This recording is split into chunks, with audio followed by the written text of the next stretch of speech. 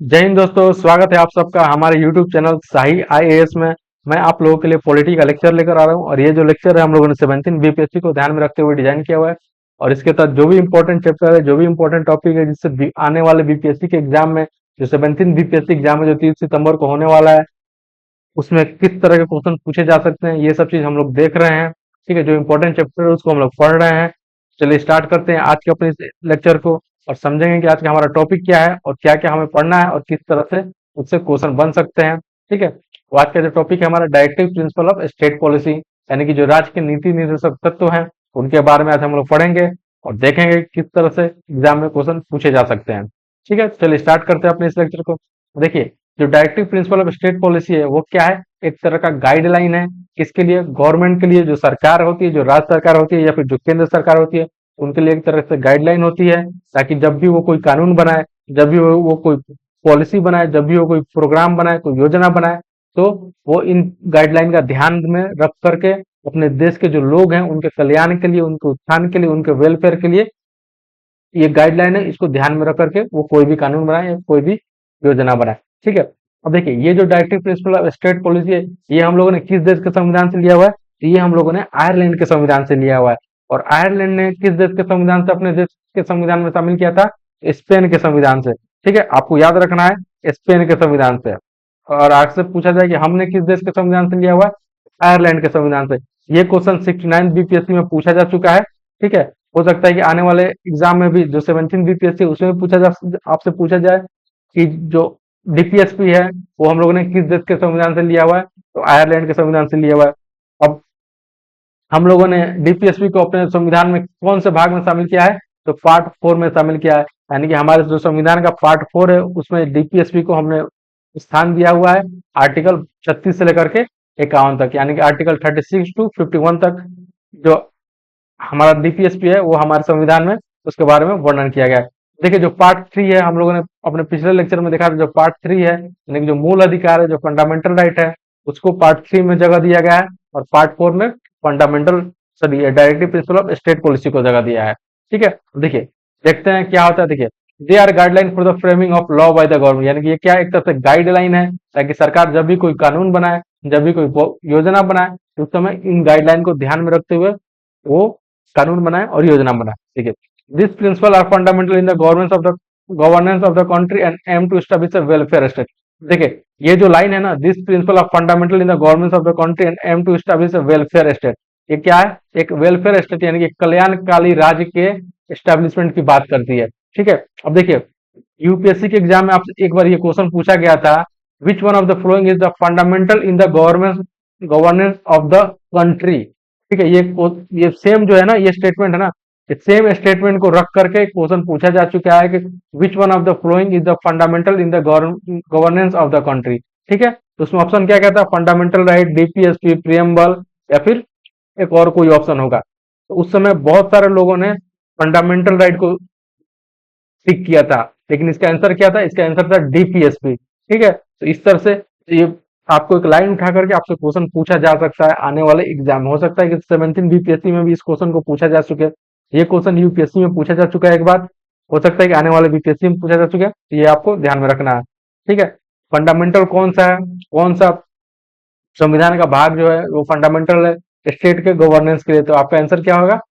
जो directive principle state policy है वो क्या है? Fundamental in the governance of the country. ठीक है, देखिए, DPSP is inspired by the Irish constitution and reflect the ideal that the state should strive toward. ठीक है, डीपीएसपी क्या है? हम लोग किस देश के संविधान से इंस्पायर्ड होकर अपने देश में शामिल किए हुए हैं? तो आयरिश कॉन्स्टिट्यूशन से, ये हम लोग देख चुके हैं। और आयरलैंड ने किस देश के संविधान से इंस्पायर्ड होकर अपने देश में शामिल किया था? तो स्पेन के संविधान से। ठीक है, अब देखिए, ये क्या, ये नॉन जस्टिसिएबल है, नॉन इन्फोर्सिएबल है। इसका मतलब क्या हुआ? यानी कि जीपीएसपी में जो जो अधिकार दिए गए हैं, जो जो प्रोविजन दिए गए, अगर वो आपको नहीं मिल रहा है, ठीक है, तो आप हाई कोर्ट में जा करके, आप या सुप्रीम कोर्ट में जा करके आप उसमें केस नहीं कर सकते हैं। और सरकार के और हाई कोर्ट, सुप्रीम कोर्ट आपको उसको इन्फोर्स नहीं कर सकती है, तो आप उसको न्याय नहीं दे सकती है। ठीक है, तो इसलिए क्या कहते हैं, जो डीपीएसपी क्या है? नॉन जस्टिसिएबल है और नॉन इन्फोर्सिएबल है। यानी कि आप कल को ये नहीं कहेंगे कि भाई जो काम करने का अधिकार है तो मुझे काम नहीं मिल रहा है, इसलिए आप सुप्रीम कोर्ट नहीं जा सकते हैं या फिर आप हाई कोर्ट नहीं जा सकते हैं। ठीक है, कहीं कहीं क्या होता है इक्वल वेजेस की बात की जाती है, जैसे पुरुष हो गए और महिला हो गए, समान कार्य के लिए समान वेतन उनको नहीं मिलता। ठीक, तो वो इस चीज के लिए सुप्रीम कोर्ट या हाई कोर्ट नहीं जा सकते कि ये मेरा मौलिक अधिकार है और आप इसको लागू कीजिए, क्यों? ठीक है, क्यों नहीं है? क्योंकि ये एक डायरेक्टिव प्रिंसिपल है, और डायरेक्टिव प्रिंसिपल क्या है? इन्फोर्सिएबल नहीं है, जस्टिसिएबल नहीं है। इसलिए आपको ये अधिकार नहीं मिलता है कि आप सुप्रीम कोर्ट जाएं या फिर आप हाई कोर्ट जाएं उनको इन्फोर्समेंट के लिए। ठीक, ये बात हमें ध्यान में रखना है। देखिए, ये भले ही इन्फोर्सिबल नहीं है, जस्टिसेबल नहीं, लेकिन ये क्या है? एक तरह से फंडामेंटल है स्टेट के लिए, ताकि जब भी स्टेट कोई नीति बनाए, कोई कानून बनाए, कोई योजना बनाए, तो लोगों को ध्यान में रखते हुए वो इन गाइडलाइन को ध्यान में रखते हुए वो कानून बनाए और योजना बनाए। ठीक है, चलिए नेक्स्ट हम लोग देखेंगे।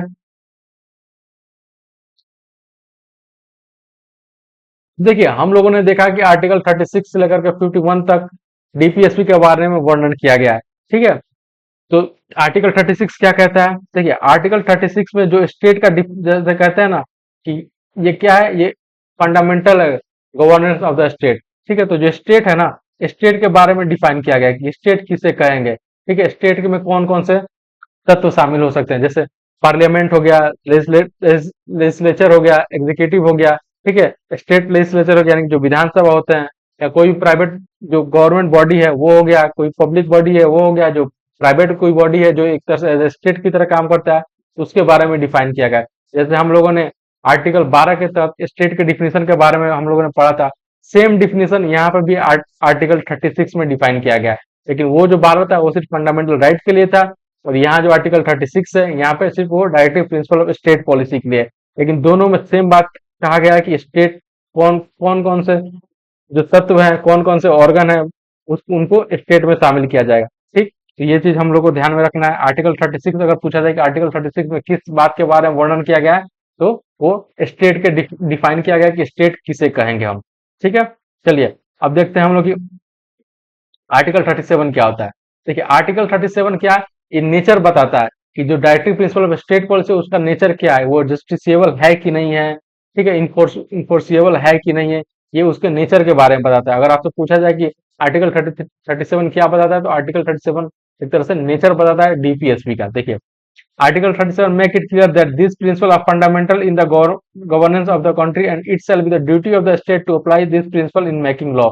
यानी कि जब भी स्टेट कोई कानून बनाएगी या फिर कोई योजना बनाएगी, तो इन प्रिंसिपल को ध्यान में रखते हुए कानून बनाएगी। अगर वो इन प्रिंसिपल को ध्यान में रख के कानून नहीं बनाएगी, तो उससे क्या होगा? उससे लोगों का विकास प्रभावित होगा। लोगों को जो सामाजिक और आर्थिक लोकतंत्र की बात की जाती है वो अच्छे से नहीं हो पाएगा। ठीक है, तो जब अगले साल जब सरकार जब वोट लेने के लिए जाएगी लोगों के पास, तो लोग क्या करेंगे? उनको वोट नहीं देंगे, और हो सकता है कि आने वाले चुनाव में वो हार भी जाए। ठीक, तो इसलिए ये जो प्रिंसिपल है वो क्या है? बहुत इंपॉर्टेंट है, गाइडलाइन है सरकार के लिए, जब भी वो कोई कानून बनाए, जब भी वो कोई योजना बनाए। अब देखिए, क्लासिफिकेशन ऑफ डीपीएसपी।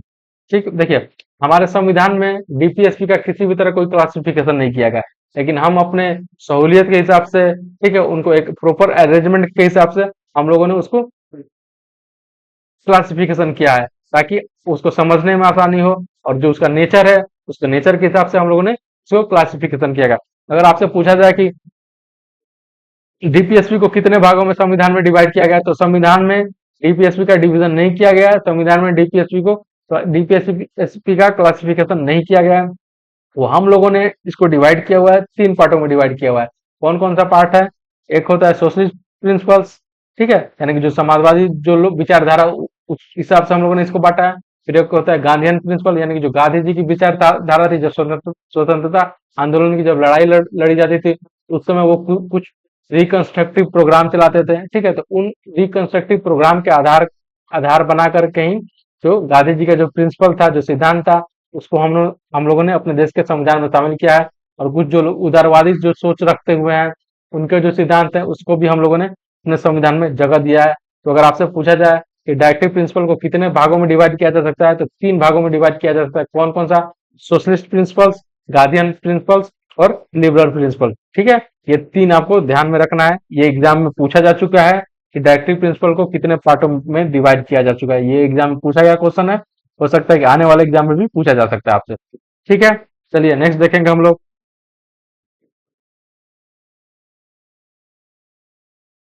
अब एक एक करके हम लोग समझेंगे। देखिए, सोशलिस्ट प्रिंसिपल क्या होता है, यानी कि जो समाजवादी प्रिंसिपल है वो क्या होता है, देखिए, aim at providing social and economic justice and set the path toward welfare state. देखिए, इसका क्या उद्देश्य है, एक वेलफेयर स्टेट का निर्माण करना है, ठीक है, ताकि जो लोगों का कल्याण हो सके, लोग गरीब गरीब जो लोग हैं, जो दबे कुचले लोग हैं, उनका उत्थान हो सके, उन जो समाज में जो इनइक्वालिटी है उसको खत्म करने की बात की जाती है, जो सामाजिक और आर्थिक लोकतंत्र है उसको डेवलप करने की बात की जाती है। इसलिए सोशलिस्ट जो प्रिंसिपल है उसको हमारे देश के संविधान में आर्टिकल शामिल किया गया। ठीक, चलिए अब एक एक करके हम लोग एक एक आर्टिकल को पढ़ेंगे और समझेंगे क्या होता है, कौन से आर्टिकल में क्या प्रोविजन शामिल है हमारे संविधान में। ठीक है, तो देखिए, पहला आर्टिकल कौन सा है हमारा, जो सोशलिस्ट प्रिंसिपल है उसके तहत पहला आर्टिकल हमारा कौन सा है, 38 है। 38 आर्टिकल क्या कहता है, state to secure a social order for the promotion of welfare of the state, यानी कि एक सोशल ऑर्डर सिक्योर करना है ताकि लोगों का कल्याण हो सके। लोगों का कल्याण कैसे होगा, ठीक है, जो इनइक्वालिटी है उसको मिनिमाइज करने की बात की जाती है, जो इनकम है उसको मिनिमाइज करने की बात की जाती है, यानी कि जो इनकम इनइक्वालिटी इन इनकम है उसको रिड्यूस करने की बात की जाती है। ठीक है, स्टेटस है, स्टेटस सबको समान स्टेटस लाने की बात की है, सबको समान अधिकार देने की बात की जाती है। ठीक है, सबको समान अपॉर्चुनिटी देने की बात की जाती है। इससे क्या होगा, लोगों का कल्याण होगा, लोगों का वेलफेयर होगा। ये किस आर्टिकल में वर्णन किया गया है, ये आर्टिकल 38 में वर्णन किया गया है। ठीक, चलिए नेक्स्ट देखेंगे हम लोग आर्टिकल 39। आर्टिकल 39 क्या करता है, certain principle of policy to be followed by the state, यानी कुछ प्रिंसिपल है जो स्टेट के द्वारा फॉलो किया जाएगा। ठीक है, जैसे क्या, right to adequate means of livelihood, यानी कि सबको समान जीविका का मिलना चाहिए। ठीक है, यानी कि जो लिवलीहुड है, यानी कि जो काम करने का अधिकार है, ताकि सबको समान रोजी रोटी मिले। ये ध्यान रखना है, किसका कर्तव्य है ध्यान रखने का, सरकार का। सरकार उस तरह से कानून बनाएगी, उस तरह से योजना बनाएगी ताकि लोगों को एडुकेट मीन्स ऑफ लिवलीहुड मिल सके, जो उनका जीविका का निर्वहन हो सके, काम काज मिल सके, ताकि वो लोग अपने लिए 2 वक्त की रोटी कमा सके। ठीक है, देखिए, distribution of material resources for the common goods, यानी कि जो भी मटेरियल रिसोर्स है, जो भी संसाधन है, ठीक है, उनका यूज करना है, उनका डिस्ट्रीब्यूशन करना है, ताकि ज्यादा से ज्यादा लोगों के लिए कल्याण के लिए यूज हो सके। ऐसा नहीं होना चाहिए कि जो भी संसाधन है, जो भी रिसोर्सेज है, वो कुछ खास वर्ग के लोगों के लिए ही आपने रिजर्व करके रख दिया, ऐसा नहीं होना चाहिए। इनका बंटवारा सही से होना चाहिए ताकि अच्छे से उसका लोगों के कल्याण के लिए यूज किया जा सके। Prevention of concentration of wealth and means of production, यानी कि जो भी धन है, ठीक है, या फिर जो मीन्स ऑफ प्रोडक्शन के जो साधन है, उनका क्या होना चाहिए, उनका कंसंट्रेशन नहीं होना चाहिए, यानी कि एक ही वर्ग के लोगों के पास सारा धन नहीं होना चाहिए। एक ही वर्ग के लोगों के पास सारा जो मीन्स ऑफ प्रोडक्शन है, जो उत्पादन फैक्ट्रिया वगैरह है, जो कल कारखाने हैं, वो एक ही वर्ग के लोगों के पास नहीं होने चाहिए। यानी कि अभी अगर बात की जाए तो अभी लगभग 2% जो भारत की जो संख्या है, उन जनसंख्या है, उन 2% लोगों के पास लगभग 70% जो वेल्थ है हमारे देश का, वो उन लोगों के पास है। ठीक है, तो इसको कम करने की बात की जाती है आर्टिकल 39 के तहत। लेकिन देखिए, पता नहीं कम होगा भी कि नहीं होगा, ये तो बढ़ते जा रहा है। अभी 70% है, हो सकता है आने वाले समय में 80% चला जाए। ठीक है, तो इसको कम करने की बात की गई है हमारे संविधान में आर्टिकल 39 के तहत। Equal pay for equal work for man and women, यानी कि आप चाहे औरत हो या फिर क्या हो, मैन हो या फिर मर्द हो, ठीक है, दोनों के लिए समान कार्य के लिए समान वेतन की बात की जाती है। ठीक है, अगर आप किसी कंपनी में काम कर रहे हैं, अगर आप किसी कंपनी में मैनेजर हैं, तो अगर आप महिला हैं तो आपको भी उतना ही वेतन मिलेगा जितना एक पुरुष को मिल रहा है। ठीक, ये बात ध्यान में रखना हम लोगों को। Protection of health and strength of worker, यानी कि जो भी वर्कर हैं उनका हेल्थ का ध्यान रखना है, उनके स्ट्रेंथ को ध्यान रखना है, ताकि अगर वो हेल्दी नहीं रहेंगे तो वो काम कैसे करेंगे, अगर वो मजबूत रहेंगे, वो ताकतवर नहीं रहेंगे तो वो काम कैसे करेंगे। इसलिए उनको प्रोटेक्शन देना है, सुरक्षा देना है, ताकि वो हेल्दी भी रहे और उनका स्वास्थ्य भी ठीक रहे। Opportunity for healthy development of children, और जो भी बच्चे हैं उनके लिए अपॉर्चुनिटी देना है ताकि वो उनका जो विकास हो वो हेल्दी डेवलपमेंट हो। ऐसा नहीं हो कि हमारे जो देश के बच्चे हैं, जो आने वाले भविष्य भविष्य बनेंगे हमारे देश के लिए, उनका जैसे मान लीजिए वो अनहेल्दी पैदा हो। ठीक है, यानी कोई उनका शरीर ही काम नहीं कर रहा है, कोई शरीर का जो पार्ट है वो काम नहीं कर रहा है, या फिर किसी भी तरह कोई मेंटली कोई प्रॉब्लम हो, ये सब चीजें नहीं होनी चाहिए। एक हेल्दी डेवलपमेंट ऑफ चिल्ड्रन की बात की जाती है। ठीक, चलिए नेक्स्ट देखेंगे आर्टिकल 41। आर्टिकल 41 क्या कहता है, right to work, to education and to public assistance in certain cases, यानी कि राइट टू वर्क की बात की जाती है, टू एजुकेशन की बात की जाती है, ताकि जो कुछ कुछ पब्लिक असिस्टेंस यानी कि लोगों को सहायता दी जा सके। ठीक है, फिर हम देखेंगे आर्टिकल 42। आर्टिकल 40 क्या कहता है?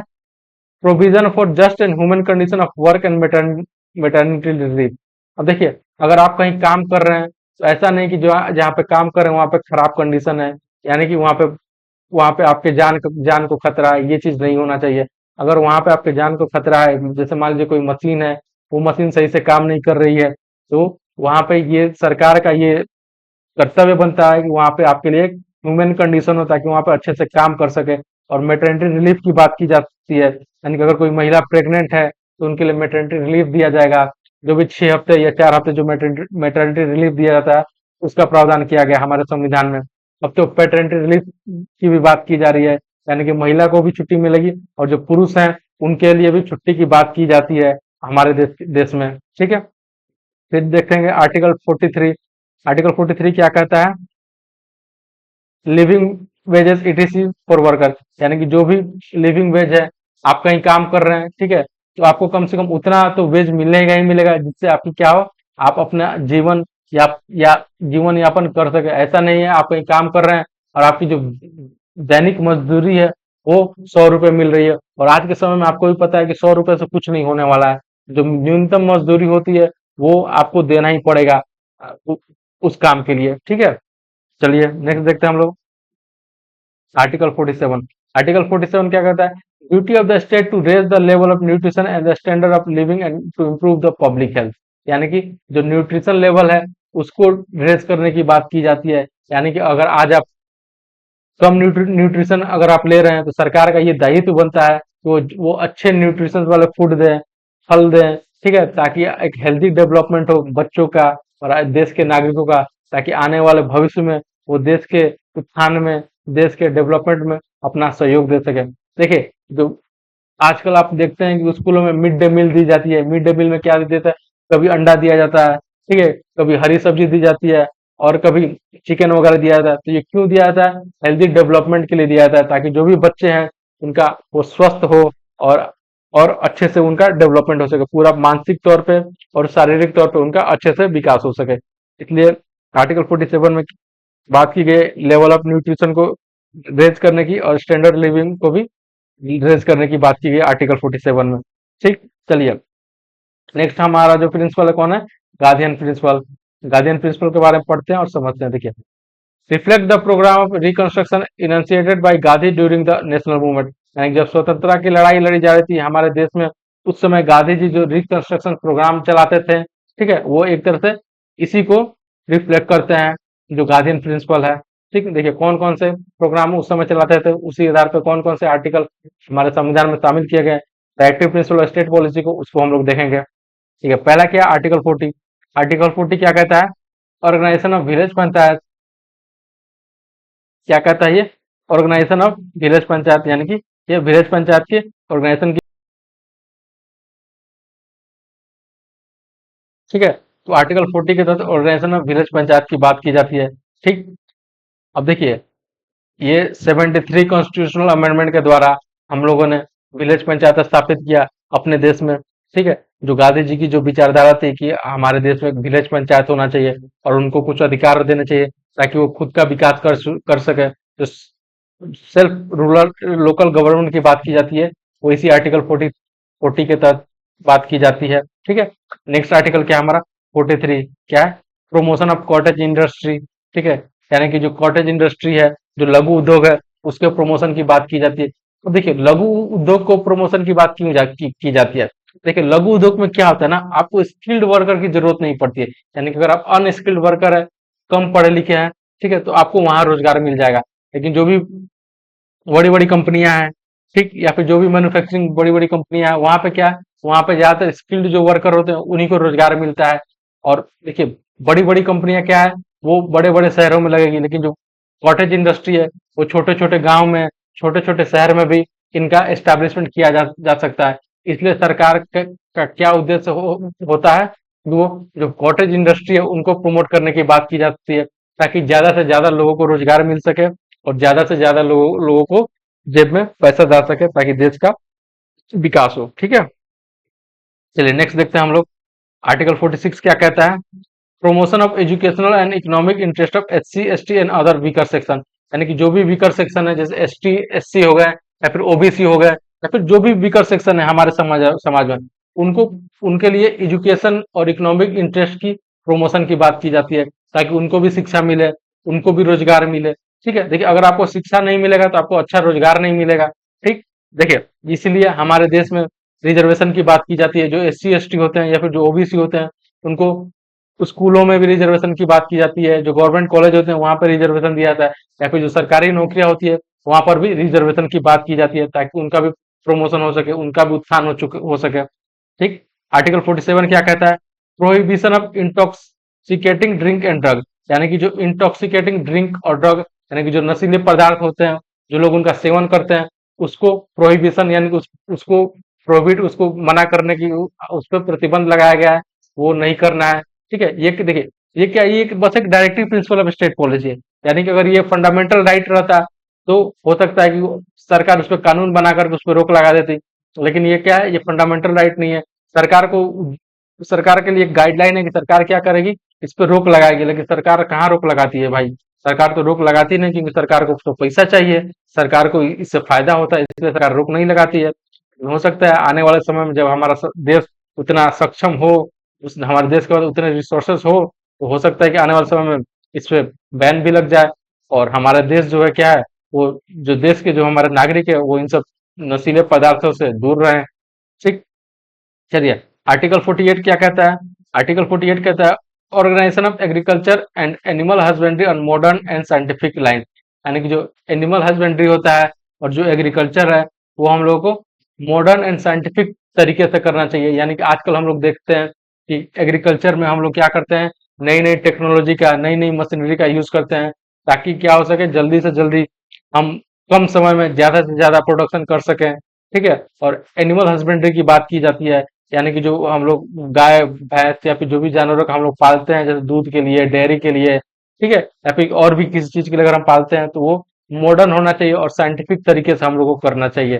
ठीक, चलिए नेक्स्ट देखेंगे हम लोग लिबरल इंटेलेक्चुअल प्रिंसिपल, यानी कि जो उदारवादी जो विचारधारा है उसके आधार पर जो भी चीजें हैं उसको हम लोग देखने वाले हैं। ठीक है, चलिए देखते हैं।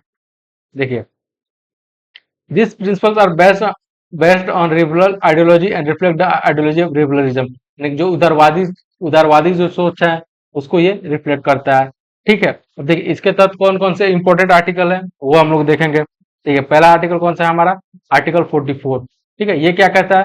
Uniform civil code for the citizen, यानी कि देश में जो भी सिटीजन है उनके लिए क्या होना चाहिए, एक यूनिफॉर्म सिविल कोड होना चाहिए, यानी कि एक समान नागरिक संहिता होनी चाहिए। इसमें क्या, इसका क्या मतलब हुआ, यानी कि सभी धर्म के लोगों के लिए, सभी जाति के लोगों के लिए, सभी वर्ग के लोगों के लिए, चाहे आप महिला हो या फिर पुरुष हो, ठीक है, आप मुसलमान हो, हिंदू हो, सिख हो या फिर ईसाई हो, सबके लिए एक जैसा कानून होना चाहिए। ये नहीं कि अगर आप मुसलमान हैं तो आप अपना शरिया कानून को फॉलो करेंगे, और आप हिंदू हैं तो आप हिंदू कानून को फॉलो करेंगे, ऐसा नहीं होना चाहिए। देश में एक कानून होना चाहिए, संविधान का कानून होना चाहिए, और आपको संविधान का जो भी कानून है उसको मानना है। इसी को क्या कहते हैं? यूनिफॉर्म सिविल कोड, यानी कि समान नागरिक संहिता। देखिए कई सारे एग्जामों में आपसे पूछा जा सकता है कि आर्टिकल 44 क्या कहता है, या फिर यूनिफॉर्म सिविल कोड किस आर्टिकल के तहत वर्णन किया गया है, तो इसका आपका आंसर क्या हो जाएगा, यानी कि आर्टिकल 44। अगर यूनिफॉर्म सिविल कोड के बारे में पूछा जाए तो आपका आंसर क्या हो जाएगा? आर्टिकल 44। ठीक है, अब देखिए फिर क्या कहता है आर्टिकल 45। आर्टिकल 45 क्या कहता है? Prohibition for free and compulsory education for children. ठीक है, now cover under fundamental right article 21 है। अब देखिए आर्टिकल 45 क्या कहता है कि free and compulsory education for children, यानी कि जो एलिमेंट्री एजुकेशन यानी कि जो बेसिक एजुकेशन है वो क्या होना चाहिए? फ्री होना चाहिए और कंपल्सरी होना चाहिए चिल्ड्रन के लिए। देखिए इसमें दो क्लॉज है, इसमें दो प्रोविजन है। पहला प्रोविजन क्या है कि 6 से 14 साल तक के बच्चों के लिए फ्री एंड कंपल्सरी एजुकेशन की बात की जाती थी। ये पहले क्या था? पहले एक डायरेक्टिव प्रिंसिपल था, यानी कि राज्य के नीति निर्देशक तत्व था, यानी कि राज्य इंश्योर करेगी, राज्य कोशिश करेगी जो 6 से 14 साल तक के बच्चे हैं उनके लिए फ्री एंड कंपल्सरी एजुकेशन का प्रावधान करेगी। ठीक है, लेकिन 86वें संविधान संशोधन, कौन सा संविधान संशोधन आपको ध्यान रखना है? 86 कॉन्स्टिट्यूशनल अमेंडमेंट। ठीक है, इसके द्वारा क्या किया गया, जो राइट टू, जो फ्री एंड कंपल्सरी एजुकेशन में 6 से 14 साल तक के बच्चों के लिए, उसको directive principle of state policy से निकाल करके उसको क्या बना दिया गया? एक फंडामेंटल राइट बना दिया गया। क्या बना दिया गया, एक फंडामेंटल राइट बना दिया गया। ठीक है, जो कि अब आर्टिकल 21A में शामिल है। ठीक, तो अगर आप बात की जाए तो फिर आर्टिकल 45 में क्या है, आर्टिकल 45 में 0 से लेकर के 6 साल तक के बच्चों के लिए अर्ली चाइल्डहुड केयर की बात की जाती है। यानी कि जो भी 0 से 6 साल तक के बच्चे होंगे उनके लिए अर्ली चाइल्डहुड केयर की बात की जाती है। जैसे हम लोग आंगनवाड़ी में देखते हैं, ठीक है, जो छोटे छोटे बच्चे होते हैं ना, उनके लिए वहां पे वो उसको उसी को एक तरह से अर्ली चाइल्डहुड केयर की वहां पे प्रावधान किया गया है। ठीक है, और 6 से 14 साल तक के जो बच्चे हैं उनके लिए एलिमेंट्री बेसिक एजुकेशन की बात की जाती है, जो हमारे जो गवर्नमेंट स्कूल है वहां पे दी जाती है। ठीक है, नेक्स्ट देखेंगे हम। नेक्स्ट क्या है हमारा, आर्टिकल 48 क्या कहता है, organisation of agriculture and animal husbandry, यानी कि एग्रीकल्चर और एनिमल जो हस्बेंड्री है उसको ऑर्गेनाइजेशन होना चाहिए और मॉडर्न एंड साइंटिफिक लाइन पे होना चाहिए। ठीक है, ताकि हमारे देश के जो भी नस्ल है, एनिमल हस्बेंड्री है, उनका जो नस्ल हो अच्छा हो सके। ठीक है, और जो खेती है वो मॉडर्न होना चाहिए, ताकि क्या होना होना चाहिए, मॉडर्न होना चाहिए। उस क्यों, ताकि कम समय में ज्यादा से ज्यादा प्रोडक्शन हो सके। ठीक है, देखिए नेक्स्ट क्या है हमारा, आर्टिकल 48 है। आर्टिकल 48 क्या कहता है, protection and improvement of environment and safe guard of forest and wild life, यानी कि हमें क्या करना चाहिए, जो भी फॉरेस्ट है, वाइल्ड लाइफ है और इन्वायरमेंट है, उनका प्रोटेक्शन करना चाहिए, उनके इम्प्रूवमेंट के लिए काम करना चाहिए। ये नहीं कि हम पेड़ पे पेड़ काटे जा रहे हैं और पेड़ लगा ही नहीं रहे हैं। अभी देख रहे हैं कितना गर्मी पड़ रहा है, 49 डिग्री 45 डिग्री टेम्परेचर चला जा रहा है। ठीक है, हो सकता है आने वाले समय में ये टेम्परेचर और बढ़े, इसलिए हमें क्या करना चाहिए, अपने इन्वायरमेंट का प्रोटेक्शन करना चाहिए और जो भी फॉरेस्ट है, जो भी वाइल्ड लाइफ है, उनका सुरक्षा करना चाहिए, ताकि जो ग्लोबल वार्मिंग है वो कम हो सके, जो जो टेम्परेचर है वो कम जा सके, ज्यादा से ज्यादा हमें पेड़ लगाना चाहिए। ठीक है, ये सब हमें ध्यान में देना है। ये सब क्या, ये सब डायरेक्टिव प्रिंसिपल है, देख रहे हैं, ये सब पहले ही हमारे देश के जो भी हमारे देश के लीडर थे उस समय के, वो लोग इन सब बातों को शामिल करके गए। उनको पता था कि आने वाले समय में इस तरह की प्रॉब्लम होगी, इतना टेम्परेचर बढ़ जाएगा गर्मी में कि लोगों को इसी से भी गर्मी से राहत नहीं मिल रही है, सोचिए आप। ठीक है, इसलिए ये जरूरी है हम लोगों के लिए, तो हम लोग पेड़ लगाए और हम लोग पेड़ों की सुरक्षा करें। ठीक, नेक्स्ट देखते हैं हम लोग, आर्टिकल 49। आर्टिकल 49 क्या कहता है, protection of monument and places and object of national importance, यानी कि जो भी मोन्यूमेंट्स है, जो हिस्टोरिकल प्लेस है, ठीक है, जो नेशनल इंपॉर्टेंट के प्लेस है, उनको क्या, उनका प्रोटेक्शन करना चाहिए। ये नहीं कि वहां पे गए और दीवार पे कुछ नाम लिखने लगे। ठीक है, जैसे बहुत लोग होते हैं अपना नाम लिख के चले जाते हैं, ये नहीं करना है, आपको उनका प्रोटेक्शन करना है, आपको उनका सुरक्षा करना है। ठीक, ताकि भाई वो हमारे देश का कल्चर है, वो हमारे देश का इतिहास है। तो अगर हम उसी को खराब करेंगे, उसी को हम डिस्ट्रॉय करेंगे, तो फिर किस बात के हम अपने देश के नागरिक है भाई। ठीक है, तो ये चीज हमें ध्यान में रखना है। फिर हमारा क्या है, आर्टिकल 50 क्या कहता है, separation of judiciary from executive, यानी कि जो जुडिशरी है और जो एग्जीक्यूटिव है, दोनों एक दूसरे से अलग होने चाहिए। यानी कि जुडिशरी एग्जीक्यूटिव के काम में हस्तक्षेप नहीं करेगी, एग्जीक्यूटिव क्या जुडिशरी के काम में हस्तक्षेप नहीं करेगी। ये आर्टिकल किस आर्टिकल के तहत इसका वर्णन किया गया, आर्टिकल 50 के तहत वर्णन किया गया। देखिए आपसे एग्जाम में कोई भी आर्टिकल पूछा जा सकता है और ये पूछा जाएगा कि आर्टिकल 50 में क्या वर्णन किया गया, यानी कि आर्टिकल 50 में कौन सा directive principle of state policy शामिल है। और कोई भी ऑप्शन आपसे दिया जा सकता है, जैसे यूनिफॉर्म सिविल कोड दे दिया गया, ऑर्गेनाइजेशन ऑफ विलेज पंचायत दे दिया गया, या फिर separation of judiciary from executive. अब आपको वहां पे चुनाव करना पड़ेगा। या फिर जैसे मान लीजिए पूछ दिया गया, protection of monument and places and object of national importance, ये किस आर्टिकल के तहत वर्णन किया गया है, तो आपको वहां पे चुनाव करना पड़ेगा। आर्टिकल 49 है कि 50 है कि 45 है, इसी तरह से एग्जाम में क्वेश्चन पूछे जा सकते हैं। ठीक है, फिर देखेंगे आर्टिकल 51 क्या कहता है। आर्टिकल 51 कहता है promotion of internal peace and security, यानी कि इंटरनल पीस यानी कि अंतर्राष्ट्रीय शांति बनाए रखना है, अंतर्राष्ट्रीय सिक्योरिटी बनाए रखना है। ये नहीं कि भाई हम अपने देश के नागरिक हैं और हम कल सुबह उठे और पाकिस्तान को गाली देने लग गए, ठीक है, चाइना को गाली देने लग गए, या फिर चाइना के बारे में उल्टा सीधा बोलने लगे, या फिर हमारे देश के जो प्रधानमंत्री है नरेंद्र मोदी किसी देश में गए, वहां पे कोई ट्रीटी साइन करके आए और हम यहाँ पे आकर के क्या कर रहे हैं, यहाँ पे भड़ासनी करने लगे कि भाई वहां पे देश से जाकर के क्यों इस तरह का समझौता कर रहे हैं, वो देश हमारा दुश्मन है, हमें वहां पे नहीं जाना चाहिए। इस तरह की बातें नहीं करनी है, इससे क्या होगा, दो देशों के बीच संबंध खराब होगा। ठीक है, और ये चीज नहीं करना है, ताकि ताकि जो इंटरनेशनल शांति है, जो अंतर्राष्ट्रीय शांति है वो बना रहे, देश का जो सुरक्षा है वो बरकरार रहे। मान लीजिए हमारे किसी भाषण से, हमारे किसी स्पीच से अगर कोई पड़ोसी देश हमारा हमसे नाराज हो गया, तो कल को वो हम पे हमसे झगड़ा भी कर सकता है, वो हम पे हमला भी कर सकता है। इसलिए हमें क्या करना चाहिए, इंटरनेशनल पीस बना के रखना है और इंटरनेशनल सिक्योरिटी भी मेंटेन करके रखना है। ठीक है, नेक्स्ट देखेंगे।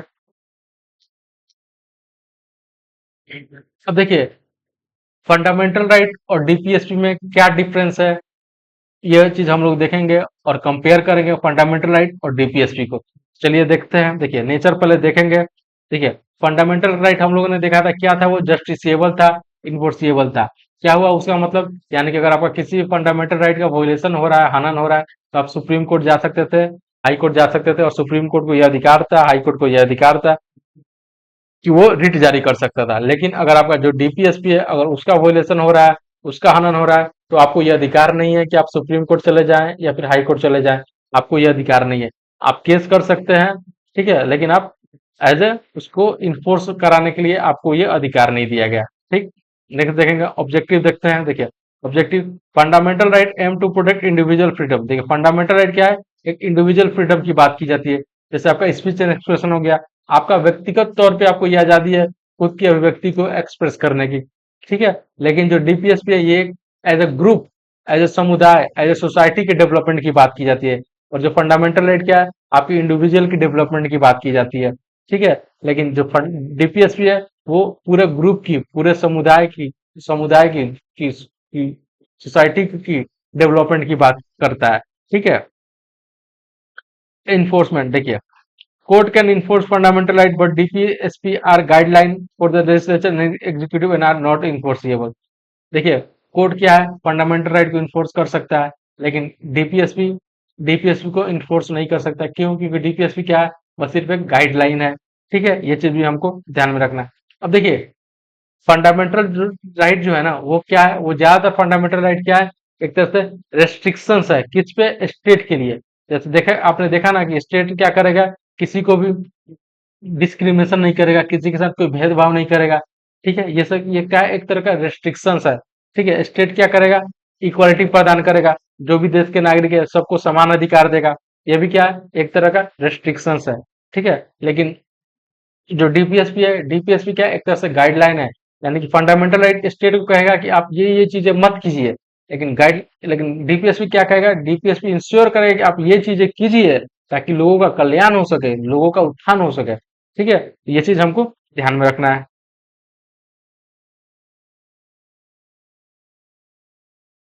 चलिए, आज के लिए बहुत बहुत धन्यवाद। बहुत जल्द हम लोग मिलेंगे अपने नेक्स्ट लेक्चर में। ठीक है, तब तक के लिए जय हिंद।